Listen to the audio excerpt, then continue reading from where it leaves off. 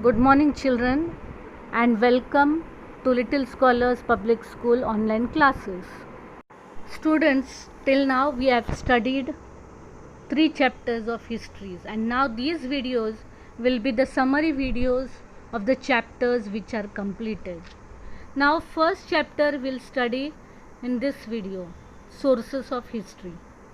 Now we can study history as we have seen with the help of various sources like written sources, material sources, oral sources, and the sources which are in the audiovisual medium. Now in modern period we have to take the note of various sources at the regional level, state level, national level, as well as international level. Now we can write history with the help of these all sources. Now first of all we'll see this chart about written sources. Now in this written sources, what comes under written sources are newspapers, periodicals, diaries, reference books, correspondence, documents in the archives, government gadgets, postage stamps, encyclopedias. Now most of the things children I have explained, and you know these things. Only the government gadgets are the periodicals that are authorized or published by the government giving the information. Children, as we know, the place where historical documents are preserved is called archives, and the National Archive of India is located at New Delhi. It is the largest among the archives in Asia. The National Archives of India is the largest in the Asia, and the information or the documents which we get from this archive or the National Archive of India is very useful in writing history. Now, just as newspapers are considered the fourth pillar of democracy in the modern period, they are a major means or media of information. There is no alternative to the print media, especially newspapers. As we know, children, every day newspapers are read by us. Children, as we know, we get a lot of information about national and international affairs, politics, arts, sports, literature, social, cultural affairs from newspaper. Newspaper contains matters related to human life. We get a lot of knowledge from newspaper, from the national newspapers and from the regional editions also. Now these newspapers, they publish supplements that give information about various topics. Now there are weeklies or dailies of political parties, monthlies and annual magazines are important among the print media. Some newspapers also produce special supplements towards the year end of the year to give an overview of all the important events of the year. PTI, that is Press Trust of India. Now after 1953, the Press Trust of India has been an important source for the primary details of all the important events and articles on important subjects. Press Trust or the PTI has provided reports, photographs and articles on financial and scientific issues to newspaper. PTI has also started using satellite broadcast technology instead of teleprinters to send news all over the country. And this material is also very important for writing the history of modern India.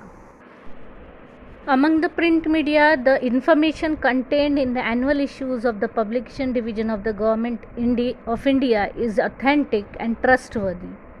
Now, the Information and Broadcasting Department published India 2000, an annual reference book, and every year this reference book is published giving the information about the land of the country, about its people, national emblems, political system, education,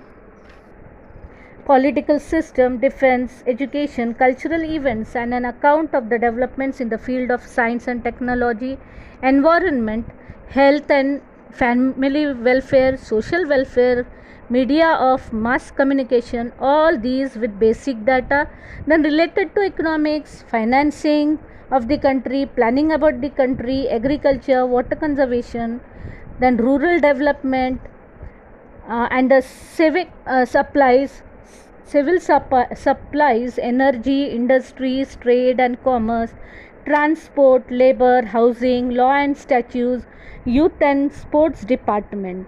These all information is published under this publication division of the Government of India, which is a publishing house, and it functions as a division of Ministry of Information and Broadcasting of India. And this is possible for us to write history with help of such huge information given by publication division of the government under the heading India 2000 till now 2020. Now we are going to study about the postage stamps. Postage stamps don't reveal anything on their own. They are made to speak by the historians. There are several changes in postage stamps since India became independent, and a lot of changing times are revealed in the postage stamps by the means of variety in the sizes of the stamps, the novelty in the subject and color scheme. Now the postal department issued postage stamps on a wide variety of themes like political leaders, animals, birds, flowers, or events, or the silver, golden, diamond jubilees, or centenary, bicentenary, or tercentenary, that are 100 years, 200 years, and 300 years, are celebrated of different events. It is therefore a very valuable repository, or the data is very valuable of history, and it is also important kind of source of history. Jal Cooper postage stamp. Indian government issued the Jal Cooper stamp in 1977. Jal Cooper was an internationally acclaimed philatelist, a person who has the study of stamp collection. He was an expert on the subject of postage stamps. He was born in a Parsi household in Mumbai, and he edited India's Stamp Journal. He founded the first philatelic bureau in India, an office which collected stamps. He founded the Empire of India Philatelic Society. He wrote a lot of books on this subject, and he gave importance to his hobby, and he played an important role in taking the study of Indian postage stamps to the international level. He started his career as a postage stamp collector, and he achieved the expertise of a philatelist at the international level. The postage stamp on Jal Cooper is an important source to understand his significant contribution in the field of stamps.